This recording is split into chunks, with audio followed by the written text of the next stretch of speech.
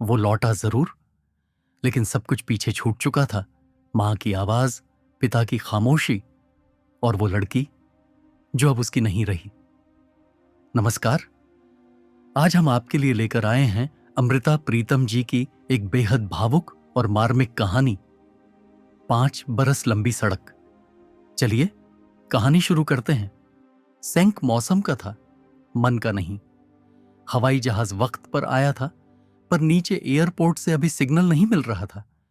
जहाज को दिल्ली पहुंचने की खबर देकर भी अभी 10 मिनट और गुजारने थे, इसलिए शहर के ऊपर उसको कुछ चक्कर लगाने थे। उसने खिड़की में से बाहर झांकते हुए शहर के मुंडेरे पहचाने। मुंडेरे, किले, खंडहर, खेत। क्या पहचान सिर्फ आंखों की होती है? आंखें इस पहचान को अपने से आगे, कहीं नीचे तक क्यों नहीं उतारती? उसे ख्याल आया, पर एक धुन जैसी सोच की तरह नहीं, ऐसे ही रहा जाता ख्याल। मुंडेर, किले, खंडहर, खेत उसने कई देशों के देखे थे। हर देश में इन चीजों के यही नाम होते हैं, चाहे हर देश में इन चीजों का अलग अलग इतिहास होता है। इनके रंग, इनके कद, इनकी मुंह मुहार भी अलग अलग होती है, एक इंसान से अलग दूसरे इंसान की तरह। पर फिर भी इंसान का नाम इंसान ही रहता है। मुंहडेरों का नाम भी मुंहडेर ही रहता है। किले का नाम भी किला ही। सिर्फ एक हल्का सा फर्क था। हर देश में इन चीजों को देखते वक्त एक ख्याल सा रहता था कि वह इन्हें पहली बार देख रहा था, पर आज अपने देश में इन्हें देखकर उसे लग रहा था कि वह इन्हें दूसरी बार देख रहा था। और उसे ख्याल आया, अगर वह फिर कुछ दिनों बाद परदेश गया तो वहां जाकर उन्हें देखकर भी इसी तरह लगेगा कि वह उनको दूसरी बार देख रहा है, बिल्कुल आज की तरह। यह देश और परदेश का फर्क नहीं था, यह सिर्फ पहली बार और दूसरी बार देखने का फर्क था। जहाज ने लैंड किया, एयरपोर्ट भी जाना पहचाना सा लगा, दूसरी बार देखने की तरह। इससे ज्यादा उसके मन में कोई सैंक नहीं था। ओवरकोट उसके हाथ में था, गले का स्वेटर भी उतारकर उसने कंधे पर रख लिया। सैंक मौसम का था, मन का नहीं। कस्टम में से गुजरते वक्त उसे एक फॉर्म भरना था कि पिछले 9 दिन वह कहां कहां रहा था। पिछले 9 दिन वह सिर्फ जर्मनी में रहा था। उसने फॉर्म भर दिया और उसे ख्याल आया, अच्छा है, कस्टम वाले सिर्फ 9 दिनों का लेखा पूछते हैं, 20-25 दिनों का नहीं। नहीं तो उसे सिलसिलेवार याद करना पड़ता कि कौन सी तारीख वह किस देश में रहा था। उसने वापस आते समय कोई 1 महीना सिर्फ इसी तरह गुजारा था। कभी किसी देश का टिकट ले लेता था, कभी किसी देश का। अगर किसी देश का वीजा उसे नहीं मिलता था तो वह दूसरे देश चल पड़ता था। पासपोर्ट की चेकिंग करते समय और पासपोर्ट वापस करते हुए एक अफसर ने मुस्कुरा के कहा था, जनाब 5 बरस बाद देश आ रहे हैं। बिल्कुल उसी तरह जिस तरह एयर होस्टेस ने राह में कई बार बताया था कि इस वक्त तक हम इतने 1000 किलोमीटर तय कर चुके हैं। गिनती अजीब चीज होती है, चाहे मीलों की हो या बरसों की। उसे हंसी सी आई। जहाज में से उसके साथ उतरे हुए लोगों को लेने आए हुए लोग हाथ मिलाकर भी मिल रहे थे, गले में बाहें डालकर भी मिल रहे थे। कियों के गले में फूलों के हार भी थे। पसीने की और फूलों की गंध से शायद एक तीसरी गंध और भी होती है, उसे ख्याल आया। पर तीसरी गंध की बात उसे एक थीसिस लिखने के बराबर लगी। वह अभी अभी एक परदेशी जबान सीखकर और उसके लिटरेचर पर थीसिस लिख के एक डिग्री लेकर आया था। नए थीसिस की कोई बात वह अभी नहीं सोचना चाहता था, इसलिए सिर्फ पसीने और फूलों की गंध सूंघता हुआ वह एयरपोर्ट से बाहर आ गया। घर में सिर्फ मां थी। जाते वक्त बाप भी था, छोटा भाई भी और एक लड़की। नहीं, वह लड़की घर में नहीं थी, वह सिर्फ उसी दिन, उसके जाने वाले दिन आई थी। मां को सिर्फ ऐसे ही कुछ घंटों के लिए भ्रम हुआ था कि वह लड़की। छोटा भाई ब्याह करा के अब दूर नौकरी पर रहता था, घर में नहीं था। बाप अब इस दुनिया में कहीं नहीं था, इसलिए घर में सिर्फ मां थी। कई चीजें अंदर से बदल जाती हैं पर बाहर से वही रहती हैं। कई चीजें बाहर से बदल जाती हैं पर अंदर से वही रहती हैं। उसका कमरा बिल्कुल उसी तरह था। उसका पीला गलीचा, उसकी खिड़की के टसरी पर्दे, उसकी मेज पर पड़ा हुआ हरी धारियों का फूलदान और दहलीज में पड़ा हुआ गहरा खाकी पायदान। चांदनी का पौधा भी उसकी खिड़की के आगे उसी तरह खिला हुआ था। पर पहले इस सब कुछ की गंध, दीवारों की ठंडी गंध के समेत उसके साथ लिपट सी जाती थी, और अब उसे लगा कि वह उसके साथ लिपटने से सकुचाती, सिर्फ उसके पास से गुजरती थी और फिर परे हो जाती थी। पता नहीं उसके अंदर कहाँ क्या बदल गया था। मां कश्मीरी सिल्क की तरह नरम होती थी और तनी सी भी, पर उम्र ने उसे जैसे घोंसा दिया था। वह सारी की सारी सिकुड़ गई लगती थी। मां से मिलते वक्त उसका हाथ मां के मुंह पर ऐसे चला गया था जैसे उसे हथेली से मांस की सारी सिकुड़ने निकाल देनी हो। मां की आवाज भी बड़ी धीमी और क्षीण सी हो गई लगती थी। शायद पहले उसकी आवाज का जोर उसके कद जितना नहीं, उसके मर्द के कद जितना था, और उसके बिना अब वह नीचा हो गया था, मुश्किल से उसके अपने कद जितना। जब उसने बेटे का मुंह देखा था, उमर की आंखें उसी तरह सजग हो उठी थीं जैसे हमेशा होती थीं। उसके सीने की सांस उसी तरह उतावली हो गई थी जैसे हमेशा होती थी। वह कहीं किसी जगह बिल्कुल वही थी जो हमेशा होती थी, सिर्फ उसके बाहर बहुत कुछ बदल गया था। मुझे पता था तू आज या कल किसी दिन भी अचानक आ जाएगा, मां ने कहा। उसने अपने कमरे में लगे हुए ताजे फूलों को देखा और फिर मां की तरफ। मां की आवाज सकुचा सी गई। ये तो मैं रोज ही रखती थी। रोज? कितने दिनों से? वह हंस पड़ा। रोज? मां की आवाज उसके जिस्म की तरह और सिकुड़ गई। जिस दिन से तू गया था? 5 बरसों से? वह चौंक सा गया। मां सकुचाहट से बचने के लिए रसोई में चली गई थी। उसने जेब में से सिगरेट का पैकेट निकाला, लाइटर पर उंगली रखी तो उसका हाथ ठिठक गया। उसने मां के सामने आज तक सिगरेट नहीं पी थी। उसने जेब में से सिगरेट का पैकेट निकाला, लाइटर पर उंगली रखी तो उसका हाथ ठिठक गया। उसने मां के सामने आज तक सिगरेट नहीं पी थी। मां ने शायद उसके हाथ में पकड़ा हुआ सिगरेट का पैकेट देख लिया था। वह धीरे से रसोई में से बाहर आकर और बैठक में से ऐश ट्रे लाकर उसकी मेज पर रख गई। उसे याद आया, छोटे होते हुए मां ने उसे एक बार चोरी से सिगरेट पीते देख लिया था और उसके हाथ से सिगरेट छीनकर खिड़की से बाहर फेंक दी थी। मां शायद वही थी, पर वक्त बदल गया था। मां फिर रसोई में चली गई। वह चुपचाप सिगरेट पीने लगा। मुझे पता था तू आज या कल किसी दिन भी आ जाएगा। उसे मां की अभी कही गई बात याद आई और उसके साथ मिलती जुलती एक बात भी याद आई।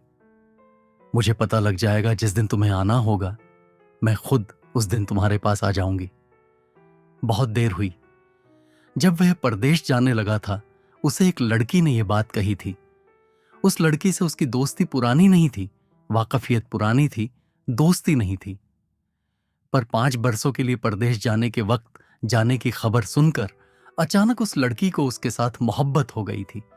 जैसे जहाज में बैठे किसी मुसाफिर को अगले बंदरगाह पर उतर जाने वाले मुसाफिर से अचानक ऐसी तार जुड़ी सी लगने लगती है कि पलों में वह उसे बहुत कुछ दे देना और उससे बहुत कुछ ले लेना चाहता है, और ऐसे वक्त पर बरसों में गुजरने वाला पलों में गुजरता है। उसने यह गुजरना देखा था, अपने साथ नहीं, उस लड़की के साथ। तुम्हारा क्या ख्याल है, मैं जो कुछ जाते वक्त हूं वही आते वक्त होऊंगा? उसने कहा था। मैं तुम्हारी बात नहीं कहती, मैं अपनी बात कहती हूं, लड़की ने जवाब दिया था। तुम यहीं होगी, ये तुम्हें किस तरह पता है? लड़कियों को पता होता है, तो लड़कियां बावरी होती हैं। वह हंस पड़ा था। लड़की रो पड़ी थी। जाने में बहुत थोड़े दिन थे। 5 दिन और 5 रातें लगाकर उस लड़की ने एक पूरी बाहों वाला स्वेटर बुना था, उसे पहनाया था और कहा था, बस एक इकरार मांगती हूं और कुछ नहीं। जिस दिन तुम वापस लौटो, गले में यही स्वेटर पहनकर आना। तुम्हारा क्या ख्याल है, मैं वहां 5 बरस। उसने जो कुछ लड़की को कहना चाहा था, लड़की ने समझ लिया था, जवाब दिया था, मैं तुमसे अनहोने इकरार नहीं मांगती, सिर्फ ये चाहती हूं कि वहां का वहां ही छोड़ आना। वह कितनी देर तक उस लड़की के मुंह की तरफ देखता रहा था, और फिर उसको यह सब कुछ एक अनादि औरत का अनादि छल लगा था। वह बेवफाई की छूट दे रही थी, पर उस पर वफा का भार लाद कर कह रही थी, मैं तुम्हें खत लिखने के लिए भी नहीं कहूंगी, सिर्फ उस दिन तुम्हारे पास आऊंगी जिस दिन वापस आओगे। तुम्हें किस तरह पता लगेगा मैं किस दिन वापस आऊंगा? लड़की को टीज करने के लिए उसने कहा था, और उसने जवाब दिया था, मुझे पता लग जाएगा जिस दिन तुम्हें आना होगा। उस दिन वह हंस दिया था। उसने परदेश देखे थे बरस देखे थे, लड़कियां भी देखी थीं, पर किसी चीज में उसने डूब कर नहीं देखा था, सिर्फ किनारों से छूकर। और वह सोचता रहा था, शायद डूबना उसका स्वभाव नहीं, या वह चलता है तो एक भार भी उसके साथ चलता है और उसके पैरों को हर जगह कुछ रोक सा लेता है। इन बरसों में उसने कभी उस लड़की को खत नहीं लिखा था। लड़की ने कहा भी इसी तरह था। हर देश को दोस्ती उसने उसी देश में छोड़ दी थी। यह शायद उसका अपना ही स्वभाव था, या इसलिए कि उस लड़की ने कहा था। सिर्फ वापस आते वक्त जब वह अपना सामान पैक कर रहा था, उस स्वेटर को हाथ में पकड़कर वह कितनी देर सोचता रहा था कि वह उसे और चीजों के साथ पैक कर दे या उस लड़की की बात रख ले और उसे पहन ले। जो स्वेटर पहनकर जाना, 5 बरसों बाद वही पहनकर आना, उसे एक मूर्खता की सी बात लगी थी। मूर्खता की सी भी और जज्बाती भी, और एक हद तक झूठी भी, क्योंकि जिस बदन पर यह स्वेटर पहनना था वह उस तरह नहीं था जिस तरह वह लेकर गया था। पर उसने स्वेटर को पैक नहीं किया, गले में डाल लिया। ऐसे जब वह स्वेटर पहनकर शीशे के सामने खड़ा हुआ, उसे आर्ट गैलरियों में बैठे वे आर्टिस्ट याद आ गए जो पुरानी और क्लासिक पेंटिंग्स की हबहू नकलें तैयार करते हैं। और स्वेटर पहनकर उसे लगा उसने भी अपनी एक नकल तैयार कर ली थी। इस नकल से वह शर्मिंदा नहीं था, सिर्फ इस नकल पर वह हंस रहा था। मां को वह सब कुछ याद था जो कभी उसे अच्छा लगता था, लेकिन वह स्वयं भूल गया था। देख तो अच्छा बना है। मां ने जब पनीर का पराठा बनाकर उसके आगे रखा तो उसको याद आया कि पनीर का पराठा उसे बहुत अच्छा लगता था। मां ने जाने वाले दिन भी बनाया था। उसने एक कौर तोड़कर मक्खन में डुबाया और फिर मां के मुंह में डालकर हंस पड़ा। वहां लोग पनीर तो बहुत खाते हैं, पर पनीर का पराठा कोई नहीं बनाता। यह छुटपन से उसकी आदतें थीं। जब वह बड़ा रौ में होता था, रोटी का पहला कौर तोड़कर मां के मुंह में डाल देता था। तू 7 विलायत घूमकर भी वहीं का वही है, मां के मुंह से निकला और उसकी आंखों में पानी भर आया। भरी आंखों से वह कह रही थी, तू आया है, सब कुछ फिर उसी तरह हो गया है। वह नहीं था, कुछ भी वह नहीं था। जाते वक्त जो कुछ था वह सब बदल गया था। उसने बाप की बात नहीं छेड़ी थी, सिर्फ उसके खाली पलंग की तरफ देखा था और फिर आंखें परे कर ली थी। मां के दिन ब दिन मुरझाते मुंह को बात भी नहीं की थी। छोटे भाई की खैर खबर पूछी थी, पर यह नहीं कहा था कि मां को अकेला छोड़कर उसे इतनी दूर नहीं जाना चाहिए था। पर मां कह रही थी, सब कुछ फिर उसी तरह हो गया है। झटपट जो कोई भुलावा पड़ जाए, क्या हरज है। उसने सोचा भी यही था। मां के मुंह में अपनी रोटी का कौर भी इसीलिए डाला था। उसने कोई और भी मां की मर्जी की बात करती चाही। पूछा, भाभी कैसी हैं, तुम्हें पसंद आई हैं? मां ने जवाब नहीं दिया, सिर्फ सवाल सा किया, मेरा ख्याल था तू विलायत से कोई लड़की। वह हंस पड़ा। बोलता क्यों नहीं? विलायत की लड़कियां विलायत में ही अच्छी लगती हैं, सब वहीं छोड़ आया हूं। मैंने तो इस महीने पिछले 2 कमरे खाली करवा लिए थे, सोचा था तुझे जरूरत होगी। ये कमरे किराए पर दिए हुए थे। छोटा भी चला गया था, घर बड़ा खाली था, इसलिए पिछले कमरे चढ़ा दिए थे। जरा हाथ भी खुला हो गया था। तुम्हें पैसों की कमी थी? उसे परेशानी सी हुई। नहीं, पर हाथ में 4 पैसे हों तो अच्छा होता है। छोटे की तनख्वाह थोड़ी नहीं। पर वह भी अब परिवार वाला है, आजकल में ही उसके घर। सो मेरी मां दादी बन जाएगी। उसने मां को हंसाना चाहा, पर मां कह रही थी, मुझे तो कोई उज्जर नहीं था जो तू विलायत से कोई लड़की। वह मां को हंसाने के यत्न में था, इसलिए कहने लगा, लाने तो लगा था, पर याद आया कि तुमने जाते समय पक्की की थी कि मैं विलायत से किसी को साथ न लाऊं। उसे याद आया जाने वाले दिन वह लड़की जब मिलने आई थी, वह मां को अच्छी लगी थी। मां ने उन दोनों को इकट्ठा देखकर ताकीद दी थी, देख कहीं विलायत से ना कोई ले आना। कोई भी अपने देश की लड़की की रीस नहीं कर सकती। पर इस वक्त मां कह रही थी, वह तो मैंने वैसे ही कहा था, तेरी खुशी से मैंने मुनकिर क्यों होना था। पीछे एक खत में मैंने तुझे लिखा भी था कि जो तेरा जी चाहता हो। यह तो मैंने सोचा तुमने ऐसे ही लिख दिया होगा। वह हंस पड़ा और फिर कहने लगा, अच्छा जो तुम कहो तो मैं अगली बार ले आऊंगा। तू फिर जाएगा? मां घबरा सी गई। वह भी जो तुम कहो तो नहीं। उसे लगा उसे आते ही जाने की बात नहीं करनी चाहिए थी। आते वक्त उसे एक यूनिवर्सिटी से एक नौकरी ऑफर हुई थी, पर वह इतने बरसों बाद एक बार वापस आना चाहता था, चाहे महीनों के लिए ही। जो तुम कहोगी तो नहीं जाऊंगा, उसने फिर एक बार कहा। मां को कुछ तसल्ली आ गई। कहने लगी, तू सामने होगा, चूल्हे में आग जलाने की तो हिम्मत आ जाएगी। वैसे तो कई बार चारपाई पर से नहीं उठा जाता। मां, तुम इतनी उदास थी तो छोटे के साथ उसके घर, मैं यहां अपने घर अच्छी हूं। अब तू आ गया है, मुझे और क्या चाहिए। उसको लगा मां बहुत उदास थी, और शायद उसकी उदासी का संबंध सिर्फ उसके अकेलेपन से नहीं, किसी और चीज से भी था। खिड़की में से आती धूप की लकीर दीवार पर बड़ी शोक सी दिख रही थी। उसने खिड़की के पर्दे को सरकाया और उसे गलीचे का पीला रंग ऐसे लगा जैसे निश्चिंत सा होकर कमरे में सो गया हो। तू थक गया होगा, कुछ सो ले, मां ने कहा, और मेज पर से प्लेट उठाकर कमरे से जाने लगी। नहीं, मुझे नींद नहीं आ रही, उसने हल्का सा झूठ बोला और कहा, मैं तुम्हारे लिए एक दो चीजें लाया हूं, देखूं पूरी आती हैं कि नहीं। उसने सूटकेस खोला। एक गरम काली ऊन की शाल थी, पंखों जैसी हल्की। मां के कंधों पर डालकर कहने लगा, ये जाड़े की चीज है, पर एक मिनट अपने ऊपर ओढ़कर दिखाओ, ये तुम्हें बड़ी अच्छी लगेगी। फिर उसने फर के स्लीपर निकाले, मां के पैरों में पहनाकर कहने लगा, देखो कितने पूरे आए हैं।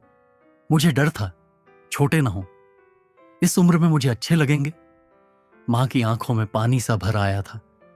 मां का ध्यान बटाने के लिए और चीज दिखाने लगा। प्लास्टिक की एक छोटी सी डब्बी में कुछ सिक्के थे, इटली के लीरा, युगोस्लाविया के दीनार, बल्गारिया के लेता, हंगरी के फारेंट्स, रोमानिया के लई, जर्मनी के दीनार। उसने सिक्कों को खनकाया और कहने लगा, मां, तुमने कहा था ना कि छोटे के घर बहुत जल्दी का आई बच्चा। हाँ, कहां था। मां कमरे से जाने के लिए उतावली सी लगी। ये अपने भतीजे को दूंगा। और फिर उसने सूटकेस में से और चीजें निकाली। छोटे के लिए ये कैमरा और भाभी के लिए ये। मां रुआंसी सी हो गई, उसका हाथ रुक गया। मां, क्या बात है, तुम मुझे बताती क्यों नहीं। मां चुप थी। उसने मां के कंधे पर हाथ रखा। मां को कहीं कसूरवार लगता था, पता नहीं कौन, और सोच सोच कर उसे अपना मुंह ही कसूरवार लगने लगा था। उसने एक विवशता से उसकी तरफ देखा। मां, तुम कुछ बताना चाहती हो पर बताती नहीं। वह लड़की, कौन सी लड़की? जो तुझे उस दिन मिलने आई थी, जिसने तेरे लिए एक स्वेटर। हां, क्या हुआ उस लड़की को? उसने छोटे के साथ ब्याह कर लिया है। मां के कंधे पर रखा हुआ उसका हाथ कस सा गया। एक पल के लिए उसे लगा कि हाथ ने कंधे का सहारा लिया था, पर दूसरे पल लगा कि हाथ ने कंधे को सहारा दिया था, और वह हंस पड़ा। सो वह मेरी भाभी है। मां उसके मुंह की तरफ देखने लगी। मुझे खत में क्यों नहीं लिखा था? क्या लिखती? ये उन्होंने लिखने वाली बात थी। छोटे ने सिर्फ ब्याह की खबर दी थी और कुछ नहीं लिखा था। दोनों शर्मिंदे, तुझे क्या लिखते? खुले सूटकेस के पास जो दूसरा बंद सूटकेस था, उस पर उसका ओवरकोट और वह स्वेटर पड़ा हुआ था जो उसने सुबह आते वक्त पहना था। वह 1 मिनट स्वेटर की तरफ देखता रहा। स्वेटर गुच्छा सा होकर अपने आप को ओवरकोट के नीचे छिपाता सा लग रहा था। अगर आपको यह कहानी पसंद आई हो तो वीडियो को लाइक करें और चैनल को सब्सक्राइब करना न भूलें। धन्यवाद।